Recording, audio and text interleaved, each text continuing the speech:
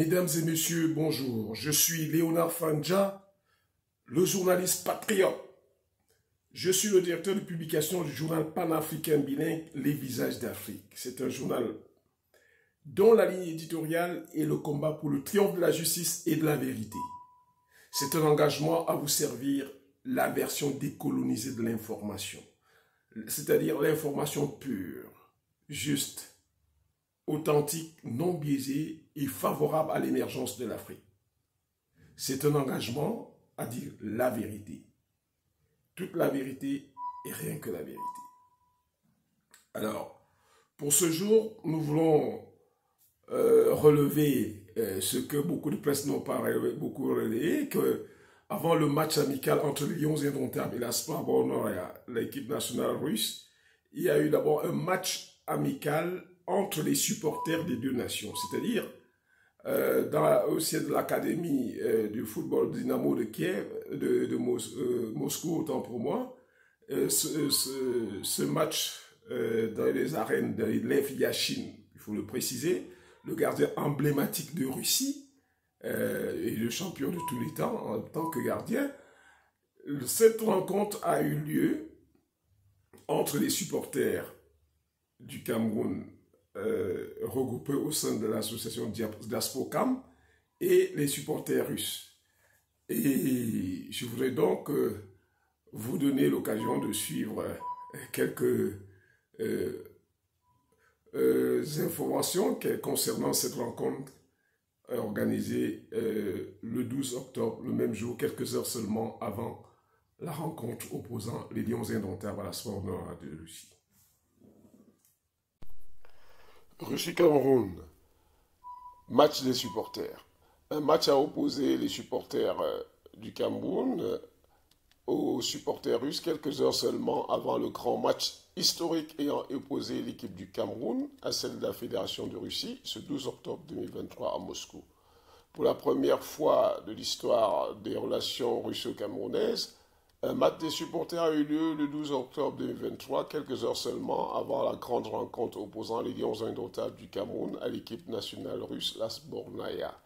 Ce match a eu lieu dans l'arène de l'Académie sportive du Dynamo de Moscou, du nom de Lev Yashin, 3 rue Yuri Nikolin. Ce match a eu lieu grâce au soutien de la Fédération russe de football, de la diaspora camerounaise de Russie et du club mythique de Moscou, Dynamo.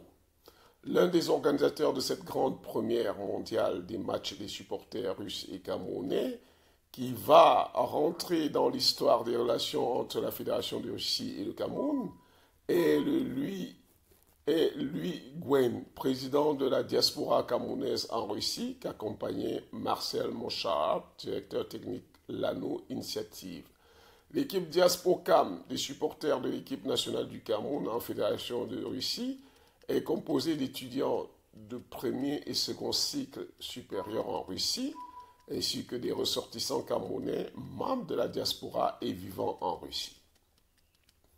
La composition de l'équipe camerounaise des supporters. L'ouverture de cette rencontre historique présidée par des personnalités triées sur le volet, dont Diana Pamenchato, de père camerounais et de mère russe, ayant participé à la Coupe du Monde 2018 avec l'équipe nationale féminine de Russie.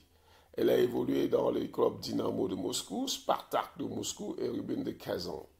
Président de la diaspora camerounaise en Fédération de Russie et le fondateur de l'organisation autonome à but non lucratif Diaspocam.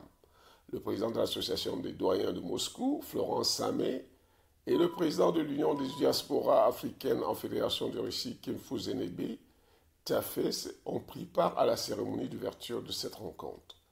L'équipe camerounaise était donc composée de l'équipe des supporters, bien sûr, Bissek Patrick Tizier, le capitaine de l'équipe.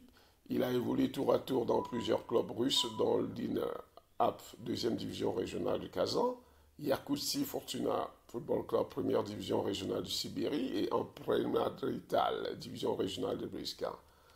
Alex Batum, le numéro 10 de la sélection Diaspocam, a évolué dans l'Union sportive de Douala. Gilda Koulibaly de Biakovo, première division régionale de Briansk. Zongwa, défenseur central du Diaspocam, promotion 2000 des brasseries du Cameroun. Dimitri Payet, avant-centre Diaspocam, promotion 2000 des brasseries du Cameroun.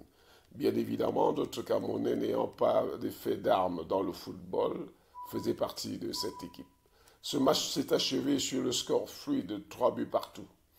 Puissent les relations entre la Fédération de Russie et le Cameroun être vraiment fructueuses, et particulièrement dans le domaine du football, sous le magistère du président Courage, Samuel Eto'o-Fils.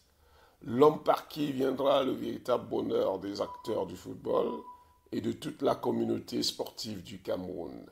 Prions toujours pour Samuel Eto'o-Fils, toujours combattu par les ennemis du football camerounais. Mesdames et messieurs, comme vous l'avez suivi, c'est un match dont le score final était de 3 buts partout entre les supporters des Lions Indomptables et les supporters de l'équipe russe, de la Fédération de Russie. Et je voudrais en profiter pour attirer une fois de plus l'attention des gens que malgré la courte défaite qui a sanctionné cette rencontre, tout comme celle avec le Sénégal, il n'y a pas péril en la demeure. Il ne faut pas que les gens tirent à boulet au jeu. J'entends les gens demander la démission de Rigobertson. Écoutez, Rigobertson n'a même pas encore fait 1 an. Et depuis qu'il est venu, il y a les nouveaux, les binationaux. Vous savez que le contexte au Cameroun actuellement dans le football camerounais, c'est la confiance qui sévit en la personne de Samuel Eto'o. La confiance mise parce que l'élection de Samuel Eto'o a suscité un bon nombre d'espérances telles que même des binationaux de plus en plus acceptent de venir jouer pour les Lions Indomptables. Ce qui fait que depuis sa nomination à la tête de cette équipe, ce que nous avons tous appelé de nos voeux, appelé un national, c'est vrai que le choix peut être hypothétique, mais du moins il y a un national qui a des faits d'armes, hein, qui a des faits d'armes. Vous savez que le meilleur enseignant n'est pas toujours celui qui est passé par l'école normale ou tout ça, tout comme le meilleur journaliste n'est pas forcément celui qui est passé par les sticks. Ça, il faut qu'on vous le dise. Donc maintenant, Rigobertson est nommé, et depuis qu'il est nommé, il faut être honnête pour reconnaître que s'il n'y a que des nouveaux, des binationaux qui viennent de plus en plus, qui font de plus en plus confiance, qui acceptent de venir jouer sous les couleurs de la République du Cameroun. Alors, vous comprenez que depuis sa nomination, il y a moins d'1 an, c'est toujours l'éternel recommencement. Il faut toujours tester les nouveaux joueurs. Il faut tous tester de nouveau. Alors, je veux dire à ceux qui existent son limogeage, de lui donner un temps de grâce. Pourquoi refusez-vous toujours de donner un temps de grâce à quelqu'un? Hein? Le champion, le coach sénégalais a pris du temps pour en arriver là où il est aujourd'hui. Ne soyez pas si exigeants. Encore que vous ne savez même pas d'abord être exigeant envers vous-même d'abord avant de l'être vers les autres. Hein? Donc, j'exhorte les Camerounais à prendre leur mal en patience et avoir l'honnêteté intellectuelle de reconnaître que, et encore, beaucoup d'autres sont annoncés. Beaucoup d'autres sont annoncés. Hein? Et quand ils viendront, il faudra leur donner l'occasion de jouer avec les autres. C'est une question. Il est vrai que c'est dommage. C'était quelques mois avant la Coupe du Monde. Beaucoup viendront quelques semaines avant la Coupe d'Afrique des Nations 2023 en Côte d'Ivoire. Alors, que voulez-vous? Il ne peut être que là pour eux. Encore que on ne libère pas facilement ces professionnels. Le peu d'occasion qu'il aura, il n'aura qu'à retester, donner l'opportunité aux gens, aux nouveaux, de jouer avec les anciens pour question de créer un peu la cohésion, de favoriser la cohésion entre les joueurs. Donc, chers compatriotes, prenons notre mal en patience. Prions seulement pour le président Samuel Eto'o-Fils, pour Rigobertson, pour les Lions Indomptables, pour qu'en Côte d'Ivoire, nous puissions rééditer l'exploit de 1984, c'est-à-dire remporter la Coupe d'Afrique des Nations. C'est d'ailleurs là-bas, sur cette terre ivoirienne, que le Cameroun a remporté pour la première fois son premier trophée de Coupe d'Afrique des Nations en 1984 avec Roger Mila, l'inanérable, l'inoxydable Roger Mila, Dr Abega, Diabris, Abega, Midarantes et Aoudou Ibrahim, et bien d'autres. Alors, de grâce, je vous invite à la patience. Je vous remercie.